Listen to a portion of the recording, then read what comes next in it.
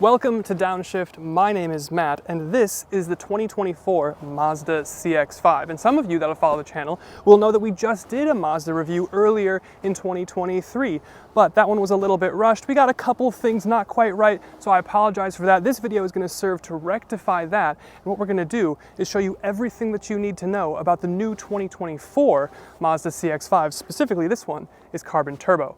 Let's get into it. Now, first things first, I do want to apologize for the salt on this thing. It has been snowing basically every day since the first day that they dropped this thing off, so I do apologize for that. But the first thing we're going to cover is, what is the CX5?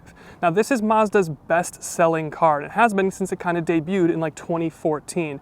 This is their compact SUV. It competes against things like the Honda CR-V, the Toyota RAV4, Subaru Forester, Kia Sportage, and the Hyundai Tucson. And this one we have specifically, like I said, is the carbon turbo. Now, what is the carbon turbo?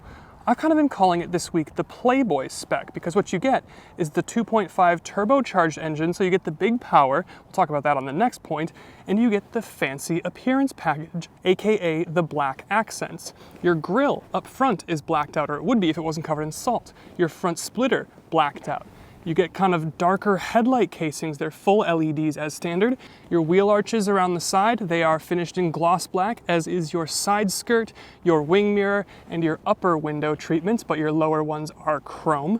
Also, your 19-inch wheels, they look familiar, but they are finished in black for this carbon turbo trim. And of course, your lower diffuser, housing your dual exhaust, is also blacked out for this trim. And as we step inside, there's going to be some carbon turbo specific stuff that we'll talk about in a minute. And I promised we'd talk engine, so let's do it. Here on your carbon turbo trim, you get the upgraded turbocharged version of Mazda's 2.5 liter four-cylinder. On premium gas, it makes 256 horsepower, that's up 6 over the last 2 years, and 320 pound-feet of torque. On the good gas like that, this, along with its sister CX5, are the most powerful cars in the segment if you don't count the RAV4 Prime with its plug-in capabilities. If you do want to go regular gas, you don't want to pay premium, you can put that in here. You get 227 horsepower and 310 pound-feet then. Still makes it pretty powerful. And just a little Easter egg here, on the underside of the hood, you get the Maza logo stamped in. And then I want to talk about all-wheel drive, and I apologize, this was one of the things I got wrong in the previous video. This, along with all of the other Mazda crossovers, comes standard with all-wheel drive. Mazda did this a couple years ago, but originally when I bought mine, the first gen CX5 was front-wheel drive as standard, but they're now all-wheel drive all the time. And you also get a 6-speed automatic transmission. That's pretty old at this point, but it's pretty bulletproof as well. And that means 0 to 60 is done in around 6.5 seconds, which again, makes this just about the quickest in the segment. But all that power does come at a cost. This thing is rated for about 24 mpg combined from the EPA. And actually, even with my judicious throttle usage, I'm only getting about 23 or the high 22s, so pretty inefficient compared to the rest of the segment, but that is the price of power and performance. But let's talk about the color for a second. Now, Mazda is kind of known for their incredible soul red metallic paint, but about a year or two ago, we tested the CX5 when it came out, and it came out with zircon sand metallic, and that's what you get here. And I'll put some B-roll over, I apologize for the salt here, but this is the only trim, the carbon turbo is the only trim that you're going to be able to get zircon sand metallic. It's a $450 option, and it reminds me a lot of the CX5 that we tested. The other color that you can get on the carbon turbo is white. And for the non-carbon turbo editions, for the normal carbon editions, you can get some gray paints and maybe a couple other options. But for the turbo and the carbon, it's this zircon sand or white. And this CX5 is probably the best looking in this segment, but looks come at a price. Now, you don't get kick gesture tailgate. It is powered though, but the price comes at the trunk. As you can see, the trunk is still big enough to be totally practical. Like I said, my wife and I each own a CX5, and we've driven it across the country a couple times to the East Coast, and it's been completely fine. But if you're looking by the numbers, this is going to be a smaller trunk than pretty much anything else you get. Now, you can drop the rear seats with these little levers here, which isn't just a given anymore, but with the rear seats down, you get a much bigger cargo area. And actually, with the rear seats down, your cargo area gets bigger than the CX5, which is 6 inches longer than the CX5. So that is pretty impressive.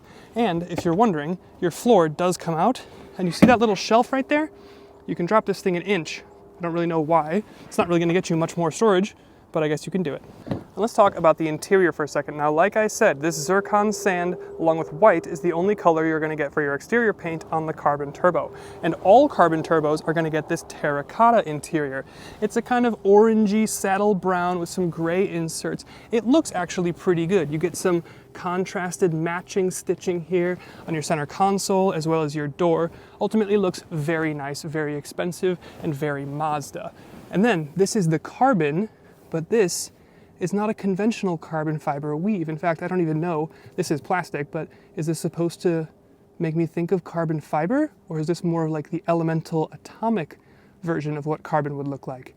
Either way, kind of interesting, but yes, the only color you're gonna get for your interior is the terracotta on your carbon turbo. For the non-turbos, you can get a red interior with like a gray exterior paint, but for the turbo, it's just this. But then back outside, we're gonna talk about towing. Now this thing maxes out at 2,000 pounds or 1 ton of towing capacity, which is actually pretty good. You compare it against something like a CRV, which will do about 1,500 pounds of towing. A RAV4 will do about 1,750. So 2,000 pounds is pretty good.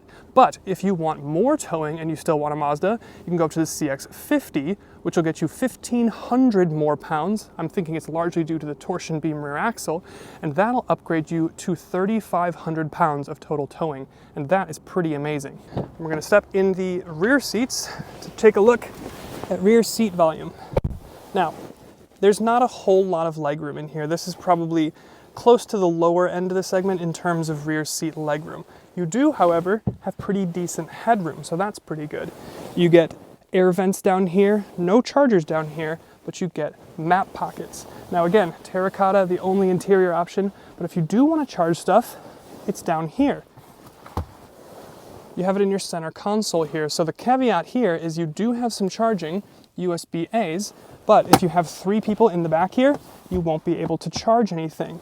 The other caveat being on the carbon turbo here, you fold this down, you would normally have heated rear seats. You don't have that on the carbon turbo. You have to go up to the higher trims to get that. But the CX5 is one of the nicer options in the segment here, and let's talk luxuries. Now, you do get 2-level heated seat. You do get heated and cooled seats up here. They're 3-level, and you can see it right there. Now, on other trims, like the top signature trim, you can even get a heated steering wheel, which will have a button there. Signature trim will also get you heated rear seats, but you don't get that here on the carbon turbo. You also only have a normal sunroof. You have to go up to the CX5 to get the pano roof. So no trim is going to get you the pano, but ultimately still very nice, very luxurious, and well-appointed features. Okay, ready for one of my least favorite features? I'm going to start the car up. I'm in park. See? It's going to ding. I'm in park. I've made no threat. I have my foot on the brake and I'm in park. And just because I don't have my seatbelt on, it's going to ding at me. Very annoying. Now let's talk about the cluster here. Now other competitors like your RAV4, for example, and your Tucson are going to give you full digital instrument clusters. This, you can kind of see, is just a 7-inch square in the center here. You can change it to a couple different screens, but there's ultimately not a huge amount of customizability. Now, so you could kind of ding them there. You do, however, have a head-up display. It's pretty nice. It shows you your speed and it shows you kind of the status of your adaptive cruise situation. So it's okay, but not exactly competitive with what's coming out recently. And then I want to talk more specifically about the steering wheel. Now the steering wheel is pretty nice. You do get paddle shifters here, which I think is kind of okay, but you do have a somewhat lacking driver assistance suite. You do have radar cruise, which is pretty nice, and you do have some kind of passive lane keep assist, but you're not going to get like an active lane tracing or like an HDAS system from Hyundai, so the autopilot system is going to be on the lower end versus what you're going to get from pretty much everyone else from Japan. And then there's your center screen. It's now the 10.25-inch display as standard across all trims, which is pretty awesome. And for 2024, now you have wireless Apple CarPlay, and that is a huge benefit. The interesting thing, though, is in your native UI, it is not touchscreen. You have to use the iDrive style wheel. But if you go into CarPlay and you're in park,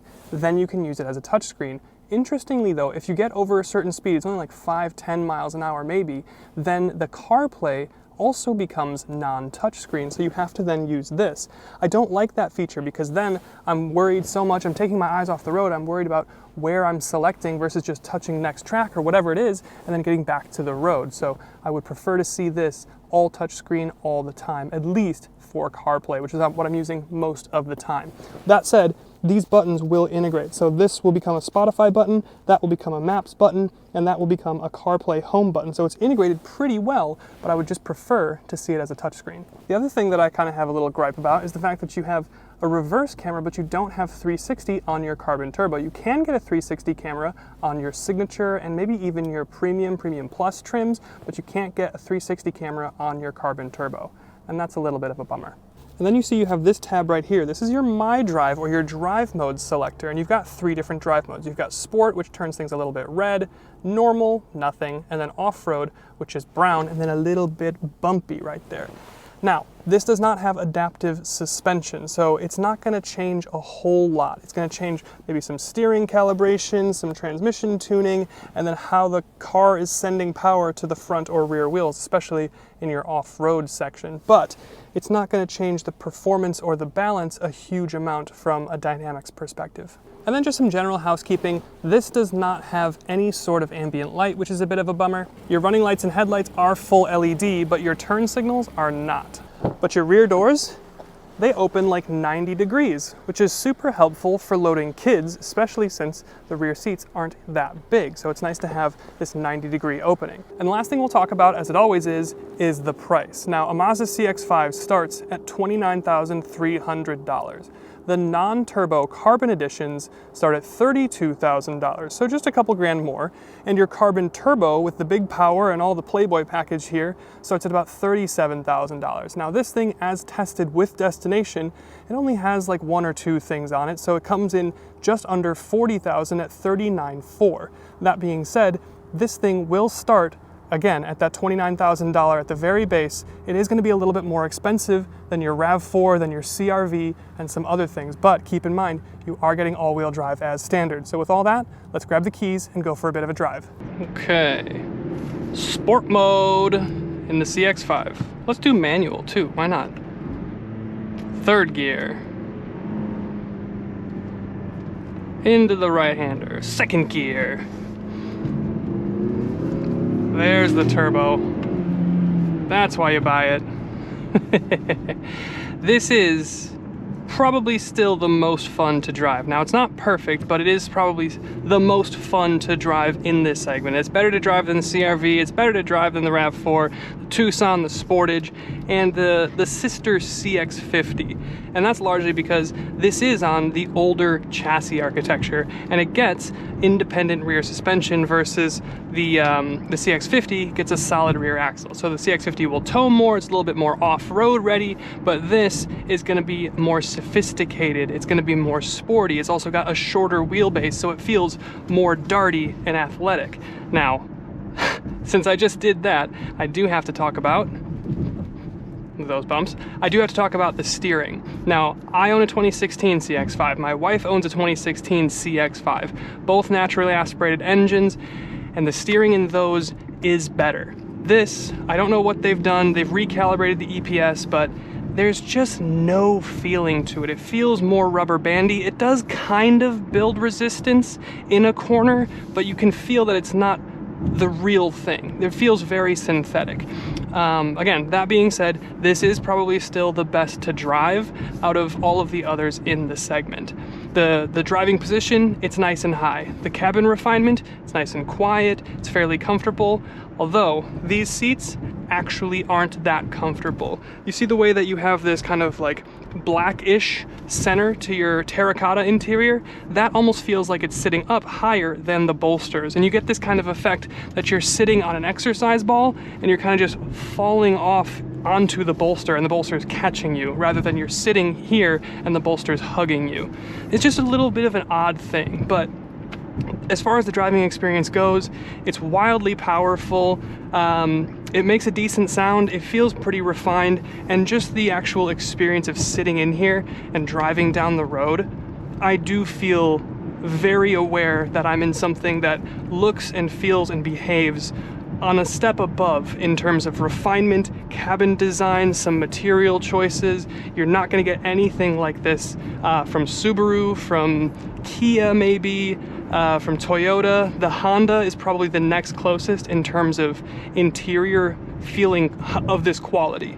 But yeah, I mean, it drives pretty well. The interior is great, it looks great, and I think I'm getting ahead of myself. Let's just get into the final thoughts. So those are the 17 things you need to know about the new 2024 Mazda CX5. Now I will say, I've always loved the CX5. I own one, my wife owns one. I look forward to my week in the CX5 every year, and this carbon turbo trim is very cool. They've made some nice updates with the wireless Apple CarPlay. It is still showing its age in some places, like the no having a hybrid, and it is a little bit small for the segment, but it's still the best looking, it's the most fun to drive, and I just like it. So thanks again to Mazda for letting us have a go. If you're interested in how this thing compares to rivals like the CR-V, the RAV4, the Forester, and the Tucson, check out our Best and the Rest video on the channel now. We'll see you then.